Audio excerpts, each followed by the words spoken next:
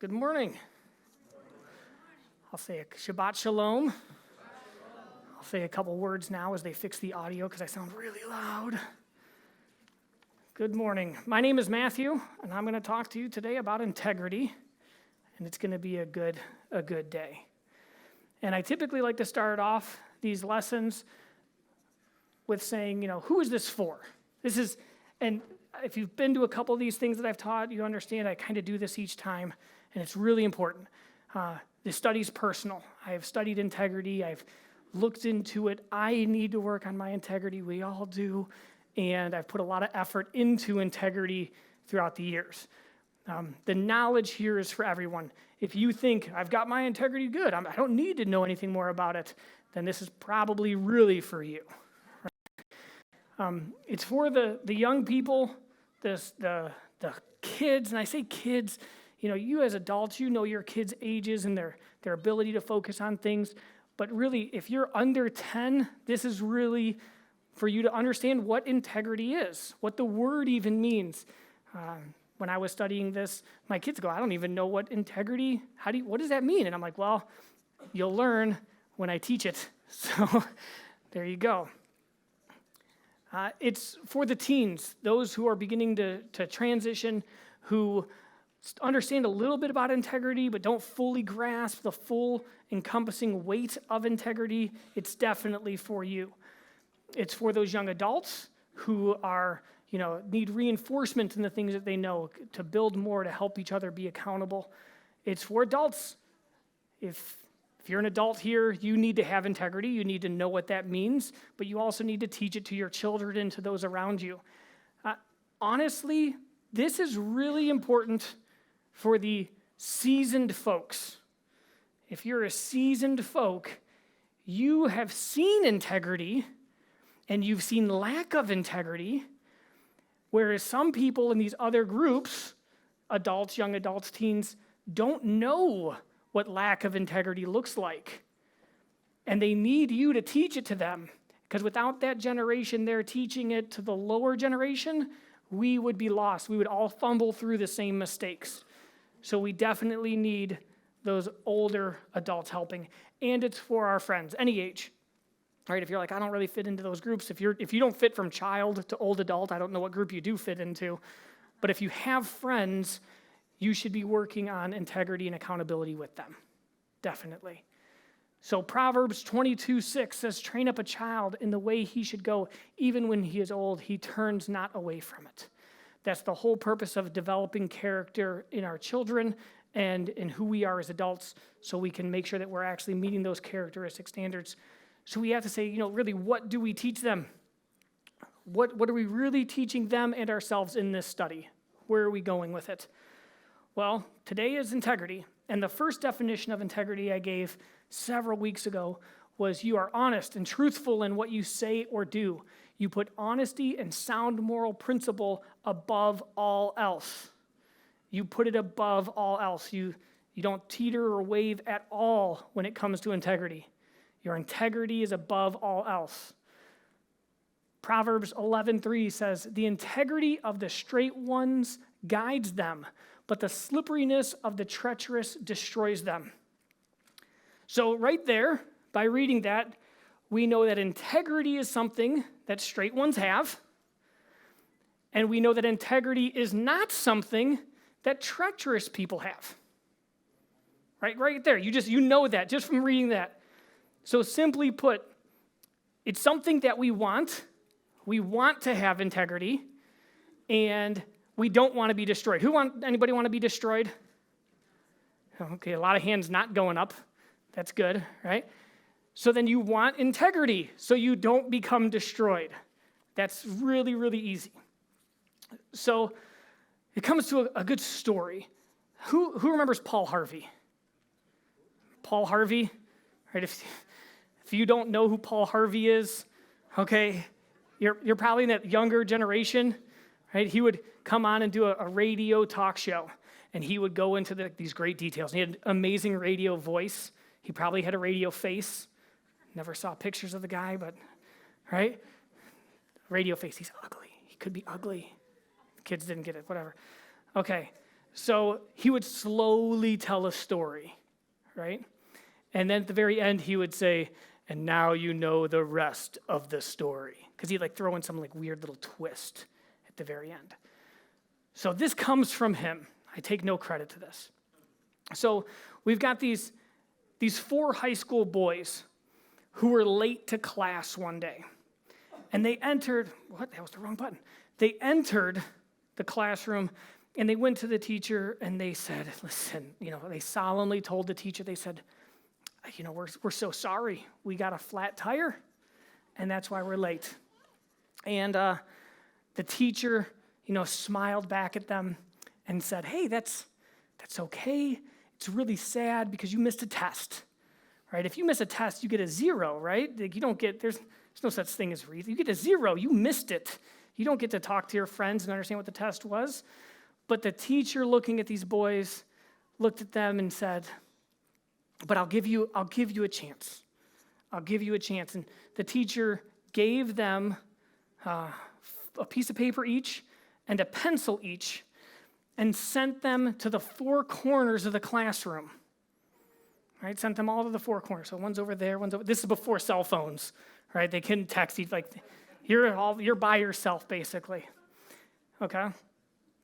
And the teacher looked at them and said, if you can pass this test I'm going to give you right now, you can take the test and you can do it over again. Being late wasn't a problem.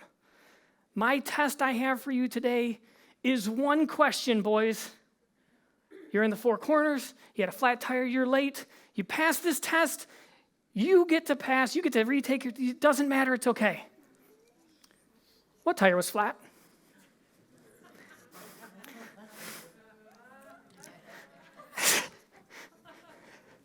Kids are like, I don't understand the question. So the teacher put them in opposite corners, right? They couldn't talk to each other, couldn't test.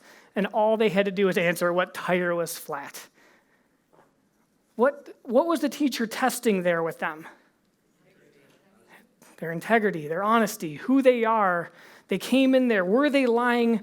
Were they not lying? Who were they before they walked in the classroom? All of that was being tested by that teacher right there. That's their integrity being tested.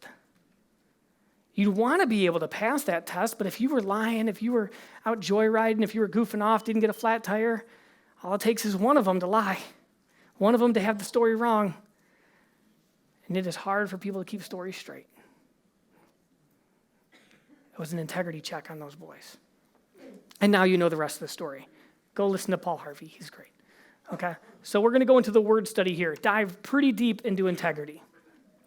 So integrity is the quality of being honest and having strong moral principles, moral uprightness.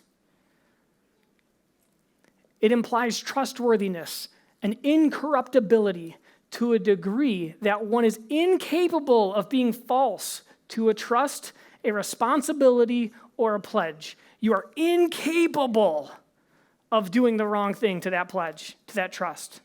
You have integrity.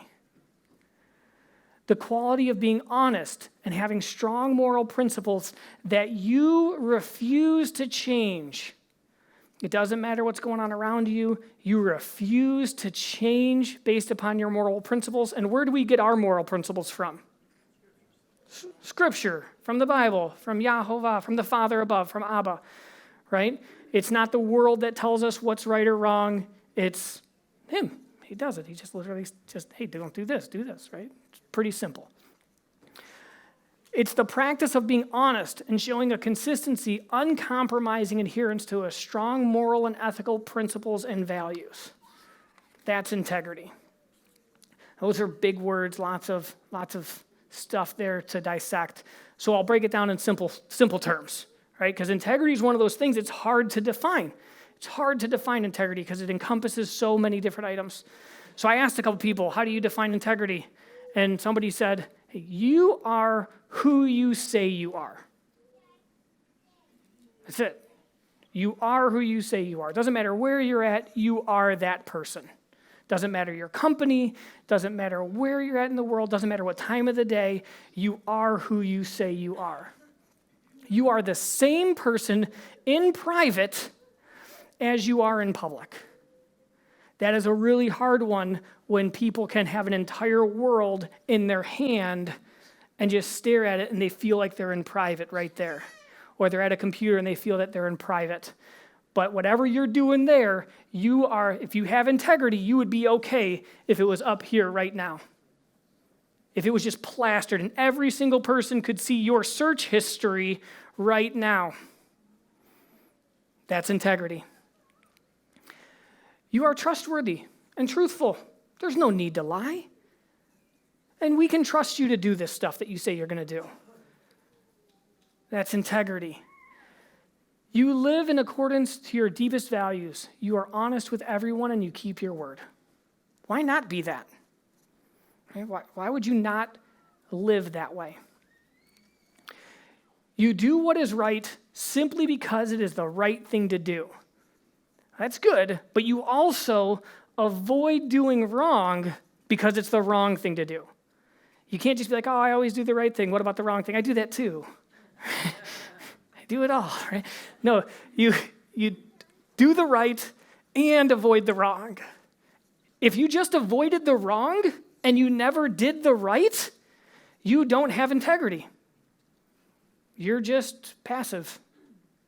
Your sword is sheathed. You're not in battle. You're not fighting against lies and deception. You're just, you know what? I don't even know that Satan would waste his time with you, right? You are, oh well, inconsequential.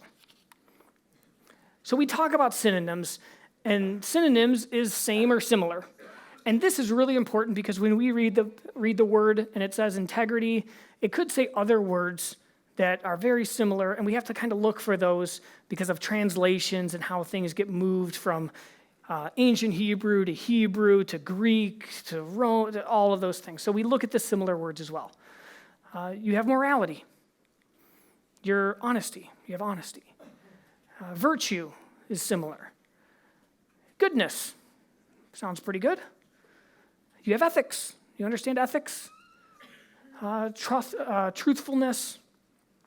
Reliability. Sincerity. These are all similar. You have credibility. You're righteous. Incorruptible. You cannot be corrupted. You have integrity. And you're authentic. You're a real person. You really are who you say you are. There's no question about that. You are an authentic person. Antonyms, that's the opposite, right? Degradation. It's just not good. It's going downhill. Immorality. Just straight up without integrity, this one just jumped evil. That's a 4-letter word. Without integrity, the opposite of integrity is evil. Wickedness. Sounds a little lighter than evil, but it's still pretty wicked. Right? Dishonesty. Deceit. Lying. Deception. The opposite of integrity could be dishonor. Or corruption.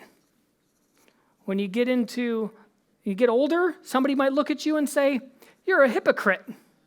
I know what you do in private. Anybody here like being called a hypocrite?